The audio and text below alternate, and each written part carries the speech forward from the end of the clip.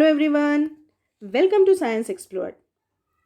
इस डायग्राम को देख के हम समझ सकते हैं कि प्लाज्मोलिसिस मतलब सेल से पानी बाहर आना और डीप्लाज्मोलिसिस का मतलब है बाहर से सेल के अंदर पानी आ जाना। बट एग्जैक्टली प्लाज्मोलिसिस और डीप्लाज्मोलिसिस क्या होता है और इनमें क्या डिफरेंस है, ये हम आज के इस वीडियो में समझने वाले हैं। So our today's topic is difference between plasmolysis and deplasmolysis. सबसे पहले प्लाज्मोलिसिस समझ लेंगे और इसके बाद डीप्लाज्मोलिसिस क्या होता है ये जान लेंगे और लास्टली इन दोनों का डिफरेंस समझ लेंगे। तो चलिए सबसे पहले देखो प्लाज्मोलिसिस क्या होता है।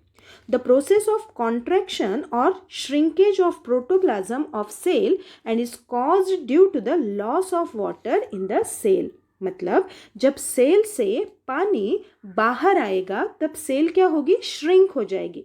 मतलब सेल का जो प्रोटोप्लाज्म है वो सिकुड़ जाएगा। तो इसी प्रोसेस को प्लाज्मोलिसिस कहा जाता है। अब सवाल ये है कि ये प्लाज्मोलिसिस की प्रोसेस क्यों होती है। तो जब ये सेल हाइपरटोनिक सॉल्यूशन में रखी जाएगी तब एक्सोऑस्मोसिस की प्रोसेस होगी। अब हाइपरटोनिक सॉल्यूशन मतलब क्या है, तो हाइपरटोनिक सॉल्यूशन का मीनिंग होता है जब इसमें पानी का कॉन्सेंट्रेशन कम रहेगा और यहाँ पे सोल्यूट कॉन्सेंट्रेशन जब ज़्यादा होता है तो ऐसे सॉल्यूशन को हाइपरटोनिक सॉल्यूशन कहा जाता है। तो जब ऐसे सॉल्यूशन में जब हम सेल रखेंगे तो सेल क्या करेगी, इसका जो पानी रहेगा वो बाहर निकाल देगी। क्यों? क्योंकि बाहर के कंडीशन में पानी ये कम है। सो इस वजह से सेल का पानी ये बाहर निकल जाएगा और इसी कंडीशन को हम कहते हैं एक्सोऑस्मोसिस और इसी को हम कह सकते हैं plasmolysis. So exosmosis takes place when a living cell placed in a hypertonic solution is called plasmolysis। अब जब इस सेल से पानी बाहर निकल जाएगा तो ये सेल कोई भी प्रेशर अप्लाई नहीं कर पाएगी, जिसे हम टर्गर प्रेशर कहते हैं। मान लो ये एक सेल है और इस सेल के अंदर बहुत ज़्यादा पानी है, तो ये पानी क्या करेगा, ऐसे बाहर के डायरेक्शन में अप्लाई करेगी प्रेशर और इस प्रेशर को कहा जाता है टर्गर प्रेशर। बट हमारी ये जो सेल है, इस सेल के अंदर पानी नहीं है, ये एक श्रिंक हुई सेल है, तो इस वजह से ये ऐसे कोई भी प्रेशर अप्लाई नहीं कर पाएगी। सो इस वजह से ये सेंटेंस आपको याद रखना है कि in plasmolyse cell turgor pressure is always 0। तो कोई भी प्लाज्मोलाइज सेल जो रहेगी जिसके अंदर पानी कम है तो उसका टर्गर प्रेशर हमेशा 0 रहेगा। प्लाज्मोलिसिस की ये जो प्रोसेस है ये स्टेप बाय स्टेप होती है। जैसे कि सबसे पहली जो स्टेप है वो है incipient plasmolysis. It is initial stage of plasmolysis during which water start flowing out of the cell. मतलब यहाँ से, मतलब ये जो सेल है यहाँ से धीरे धीरे पानी बाहर निकलना स्टार्ट हो जाएगा। जब हम ये सेल हाइपरटोनिक सॉल्यूशन में रखेंगे तब यहाँ से धीरे धीरे पानी बाहर निकलता जाएगा और धीरे धीरे सेल का वॉल्यूम भी कम होगा और सेल वॉल धीरे धीरे दूर भी होती रहेगी। जैसे कि आप इस डायग्राम में देख सकते हो, ये है एक नॉर्मल सेल और ये वाली जो सेल है यहाँ पे प्लाज्मोलिसिस की प्रोसेस स्टार्ट हो चुकी है। तो ये पहली स्टेप रहेगी इंसिपेंट प्लाज्मोलिसिस। तो इसमें क्या होगा, ये जो बाहर वाला थोड़ा सा यहाँ पे देखो आप येलो पार्ट देख रहे हो, तो ये इसकी सेल वॉल है। तो धीरे धीरे क्या होगा, सेल से पानी ऐसे अगर बाहर निकलेगा तो सेल का वॉल्यूम भी कम होता जाएगा और सेल वॉल जो है वो साइटोप्लाज्म से धीरे धीरे दूर होने लगेगी। अब प्लाज्मोलिसिस की जो दूसरी स्टेप है वो रहेगी इविडेंट प्लाज्मोलिसिस। इस स्टेज में सेल वॉल साइटोप्लाज्म से दूर होगी और सेल का जो शेप है वो स्पेरिकल हो जाएगा। जैसे कि ये थर्ड डायग्राम देखो, यहाँ पे देखो ये येलो पोर्शन जो है ये है इसकी सेल वॉल। तो ये सेल वॉल धीरे धीरे साइटोप्लाज्म से ऐसे दूर होते जा रही है और सेल ने अब यहाँ पे स्पेरिकल शेप लेना स्टार्ट कर दिया। प्लाज्मोलिसिस की नेक्स्ट स्टेप रहेगी final plasmolysis. Here cytoplasm will completely free from cell wall and remains in the centre of the cell. जैसे कि आप इस डायग्राम में देख सकते हो कि जो साइटोप्लाज्म है वो कंप्लीटली सेल से दूर हो गया है। जैसे कि ये देखो, ये जो ग्रीन पार्ट है ये इसका साइटोप्लाज्म है और ये साइटोप्लाज्म इस बाहरी सेल वॉल से कंप्लीटली दूर हो गया है और सेंटर में आ गया है। ठीक है, सो ये फाइनल स्टेप रहेगी प्लाज्मोलिसिस की। ये तीनों ही स्टेप हम यहाँ पे समझ लेंगे। देखो ये हमारी नॉर्मल सेल है, ये इंसिपेंट प्लाज्मोलिसिस है, मतलब यहाँ पे धीरे धीरे पानी बाहर निकलना स्टार्ट हो गया है।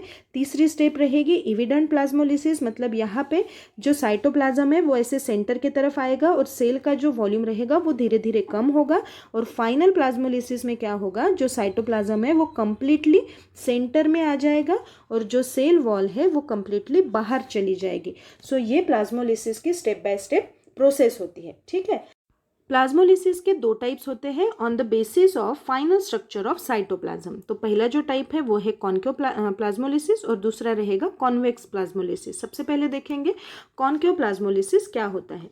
So during the concave plasmolysis both the cell membrane and protoplasm shrink away and beings to detach from the cell wall which is caused due to the loss of water. अब इसका meaning क्या है, मान लो ये एक हमारी cell है, इस सेल का ये सेल वॉल है, ये वाला इसका प्लाज्मा मेम्ब्रेन है और इसके अंदर रहेगा इसका प्रोटोप्लाज्म या फिर हम उसको साइटोप्लाज्म बोलेंगे। ठीक है, अगर ये सेल हम हाइपरटोनिक सॉल्यूशन में रख देंगे, ठीक है, सो हाइपरटोनिक सॉल्यूशन का मीनिंग क्या है, यहाँ पे पानी कम है। अगर ऐसी सेल हम इस हाइपरटोनिक सॉल्यूशन में रख देंगे तो ये सेल क्या करेगी, खुद का पानी लॉस करना स्टार्ट कर देगी, बाहर ऐसे पानी निकाल देगी। बट इस प्लाज्मोलिसिस में क्या होता है, ये जो हमारा प्लाज्मा मेम्ब्रेन है, ये प्लाज्मा मेम्ब्रेन कंप्लीटली साइटोप्लाज्म से अलग नहीं होगा। ये क्या करता है, इस सेल वॉल से थोड़ा सा यहाँ पे देखो, यहाँ पे ऐसे अटैच है, यहाँ पे कंप्लीटली वो दूर नहीं होगा। तो ये जो टाइप है इसे कहा जाता है concave plasmolysis. Concave plasmolysis is reversible process. तो ये प्रोसेस कैसी है, रिवर्सिबल प्रोसेस है। मतलब अगर इसी सेल को, जो श्रिंक हुई सेल है, अगर इसी सेल को हम हाइपोटोनिक सॉल्यूशन में अगर हम रख देंगे, मान लो यहाँ पे हमने हाइपोटोनिक सॉल्यूशन डाल दिया, तो अब क्या करेगी, हाइपोटोनिक सॉल्यूशन का मीनिंग क्या होता है, बाहर पानी ज़्यादा है। तो ये जो श्रिंक हुई सेल है, अब ये क्या करेगी, बाहर से पानी अंदर लेना स्टार्ट कर देगी और ये सेल फूल जाएगी, ये नॉर्मल हो जाएगी। मतलब जो कॉन्केव प्लाज्मोलिसिस की प्रोसेस है ये रिवर्सिबल प्रोसेस है। मतलब ये पानी बाहर भी निकाल देगी और अगर हाइपोटोनिक कंडीशन में सेल चली जाएगी तो बाहर से पानी अंदर भी ले सकेगी। सो ऐसे टाइप के प्लाज्मोलिसिस को हम कॉन्केव प्लाज्मोलिसिस कहते हैं। ठीक है, जैसे कि इस डायग्राम में देखो, ये है हमारी जो सेल है, ये श्रिंक हुई सेल है, मतलब इसको हमने कहाँ पे रखा है, हाइपरटोनिक सॉल्यूशन में रखा है।